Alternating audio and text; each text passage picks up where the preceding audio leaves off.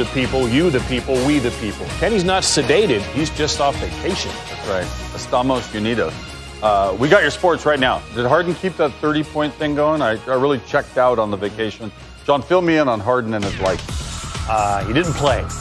Oh. And, yeah, a little sore neck, a little flu. Maybe his ankles are swollen like yours are post-vacation, little pre-gout thing, some setting in on you. How about the Rockets, though? So no Harden. They're 2-0 against the Warriors this season. How about those apples? Chris Paul's back. It's already 10-0. Look at Chris Paul walk that one in. That was really impressive. 15-0 after this P.J. Tucker 3. Rocking the suburbs just like John Mayer does. So just under 8 to go in the first. We need a bucket, Clay. Warriors held scoreless until 7:45 of the first. That's their longest scoring drought to begin a game in the Steve Kerr era. We weren't prepared to play, and that's, I'm the coach, so that's it's on me. I've got to do a better job getting these guys ready to play. But you don't play.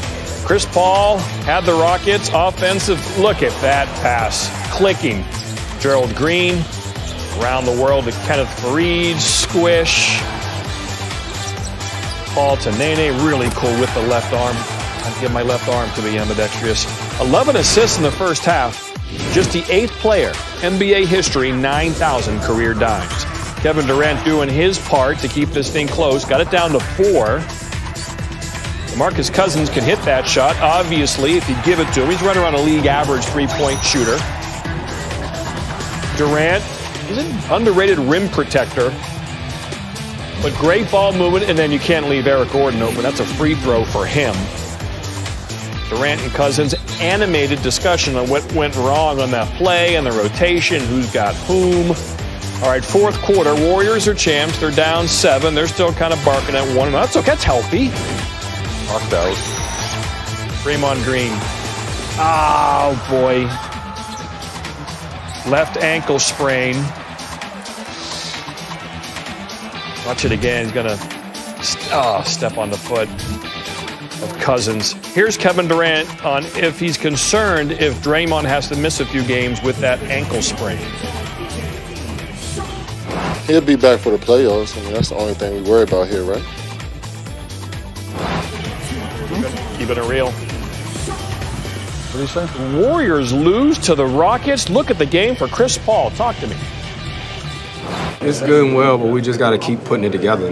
You know, the guys came here and won without me, and then we won without James, but we'd be fooling ourselves if we was to say, you know, we could win it all without it. You know, you can come in here and win on a Monday night in November, December, but in the playoffs, that's when you got to beat a team 4 out of 7 times. It's great we won tonight, but 2 days, y'all forget this. You know, we all will. We know we're not playing our best, even through, running off a lot of wins, in that last little stretch, but we know who we are.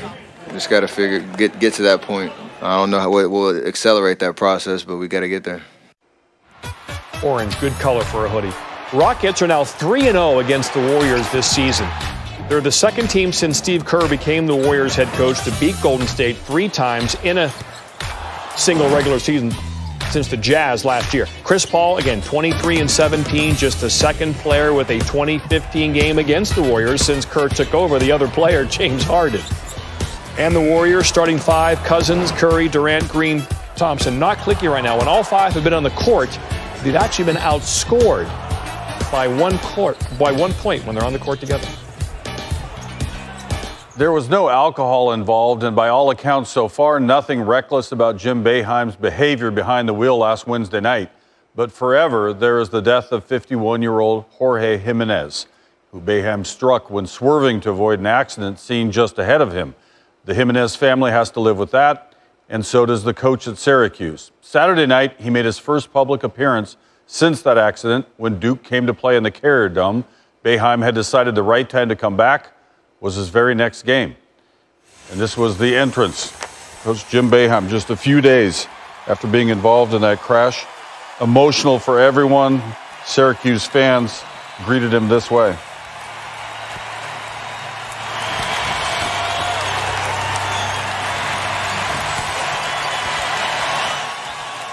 That's Boeheim's wife, Julie, in attendance, emotional about it all. Boeheim walking toward the table, and then the embrace from his longtime friend, the coach at Duke, Mike Krzyzewski.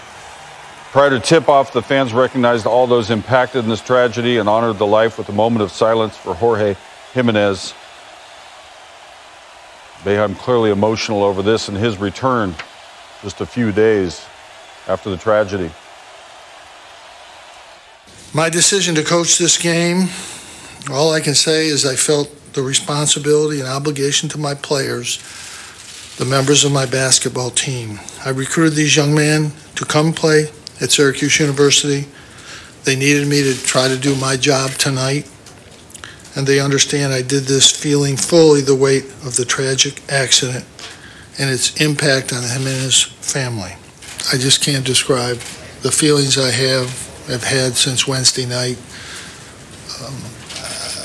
I don't think you can. I don't think I can make anybody understand who hasn't been there. I don't. You know, this is something that's there, you know, forever for me. There is nothing like this when a human life is lost and you're there. Tuesday, it's not going to be any better. It's not going to be any better next week. It's not going to be better next month. It's not going to be any better next year. You know, we've reached out to the family. I intend to try to do that as I can in the future. You know, this isn't about me. It doesn't matter how I feel. It's how they feel and what's happened to them. And, you know, there's just nothing that I can say about it. All right, to the game itself. Number 1 Duke coming off that loss Wednesday to North Carolina. Zion Williamson, the knee sprain in it, so he was sitting out. R.J. Barrett picking things up. 17 points in the first half, 8 of 11 from the floor. The rest of the Blue Devils had just 12 points on 4 of 19 shooting. So this guy was doing some math and keeping Duke in the game. All right, under 7 to go. First half, Q's up by 1. Frank Howard, the long outlet. Marek Dolezaj, the catch and release. Where's he from, like Slovakia? Slovakia. Avoiding defenders, crowd into it. Q's up by 5 at the break. Now Duke closes it to 2. Barrett skips it. O'Connell launches a 3. Zion getting into it, cheering his guys on. Under 7 minutes to go. Shot clock winding down. Barrett, oh, nice little fake. Launches and hits the 3. Look at this. Fake left. Crowd gets away from him. They were all up in his life until that. Duke up 61-56 here. Cam Reddish poking away. O'Connell coming. And Duke's up 63-56. He went for a career-high 20. Stepping up with Zion sitting it out. Duke in transition. Trey Jones. Barrett, 2 more. The exclamation point. Barrett goes for 30. 7 assists, 5 boards. First Duke freshman under Coach K with multiple 30-point games on the road. Duke's a winner in an unusual week for Coach K and Duke. He wants to play. You know, he loves being at Duke. He doesn't like being injured. It's an injury that you can get over in a shorter period of time. And there's just a protocol that we have to go through to make sure that he's completely ready. And we're not going to rush anything. So that's why we said day to day, because it's literally day to day. So from what I'm gleaning from you here, there was zero talk from he or his camp of any type of shutting it. None. Yeah, none. Yeah, none. Thursday for me was one of the toughest 24 hours that I've had as a coach at Duke. Just one, getting over the psychological stuff that happened to our team. You know, we were knocked back. I met with almost every one of my guys individually. It's like, and the three of the freshmen together, just like, how did you feel? How do you feel now? And, you know, and while we're doing that other, you know, trying to handle all the, you know, whatever it is. And I asked my team, I said, look, we just went through a hell of a 24 hours, you know, and I could depend on everybody. We need to be that team on Saturday where you can depend on anyone, and they were. Well, it worked out this time. No Zion, but Barrett stepped up in a huge way. 6 30-point game of the season, including his second straight, as mentioned. Second most by a freshman in ACC history. trailing only Marvin Bagley III, who had 7 of those last season for Duke. Barrett's also the first Duke freshman with multiple 30-point games on the road under Coach K. Gonzaga is going to be the new #1 team. Came in winners of 17 straight. They would make it 18 straight. Conference play has been no problem. 13-0 coming in. All wins by double digits. This would also be by double digits. Zach Norvell Jr. Zach had 18 in the first half on 6 of 11 shooting. He had 25 points. Second half, Zags rolling up 16 already against BYU. The 21st meeting between these two ever. And most points and largest margin of victory for Gonzaga against BYU. Look at nasty crossover work by Gino Crandall and Gonzaga. 14-0 in conference play. Their average margin of victory is 28 points per game. Difference. Holy shnikes. #1.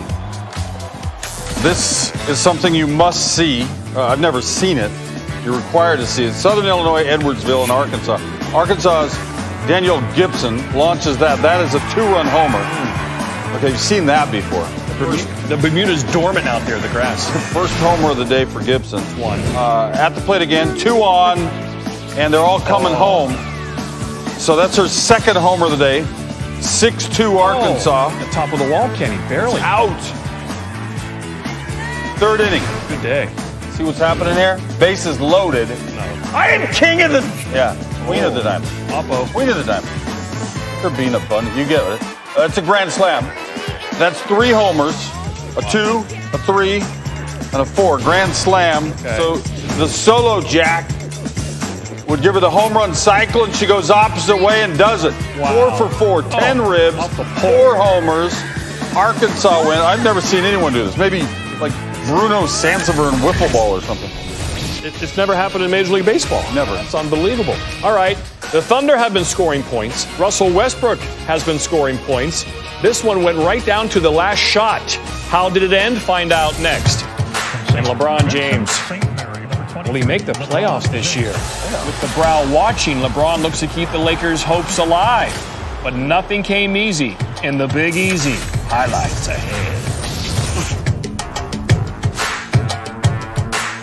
I dream of reaching my highest peak.